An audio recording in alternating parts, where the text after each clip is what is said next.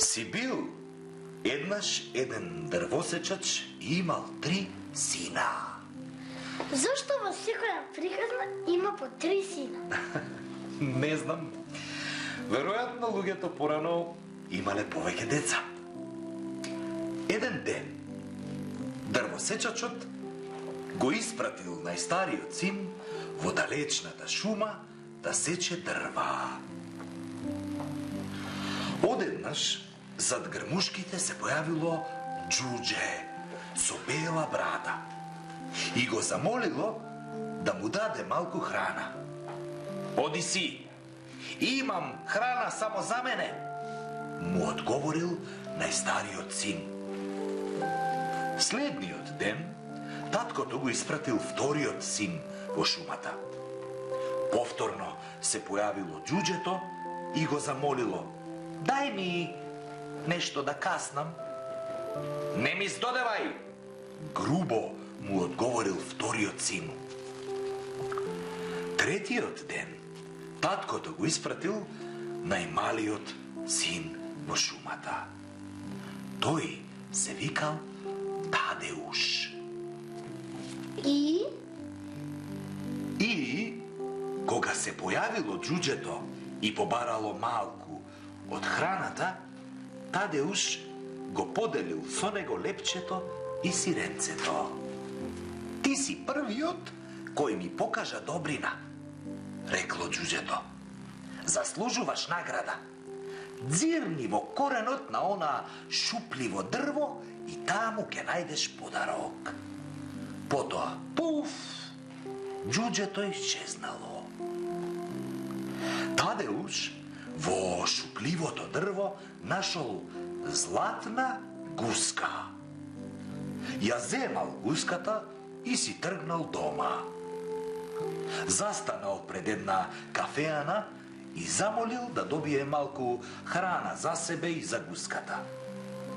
Една од керките на кафеанџијата ги издогледала златните пердуви на гуската и се обидела да искорне еден пердув.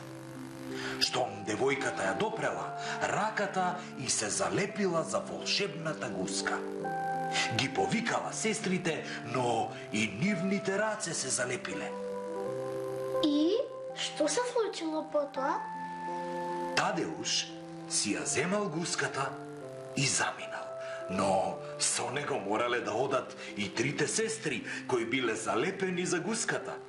Кафеанџијата трчал по нив, викал, но штом ја допрел последната керка за фустанот, и тој се залепил. По него се залепила и жена му. За кратко време биле залепени и еден земјоделец, пекар и војник. Тие така, еден по друг, поминале покрај замокот на кралот. Тој крал имал голема мака. Бил крал, а имал мака. Чудно. Ете и тоа е можно. Кралската керка била постојано тажна.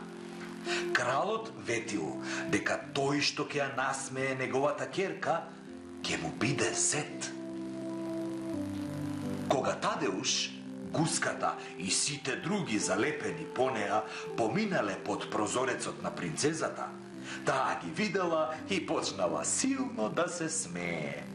Дотрчал кралот и почнал да вика: ова е чудо, ова е чудо, керка ми е излечена.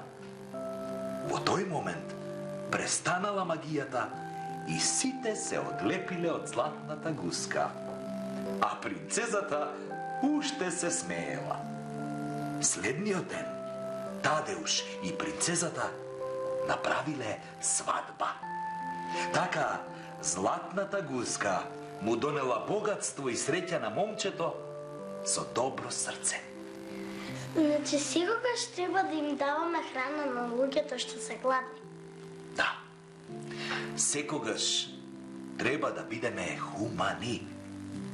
Тоа значи дека треба да бидеме човечни и да им помагаме на луѓето кога се во неволја.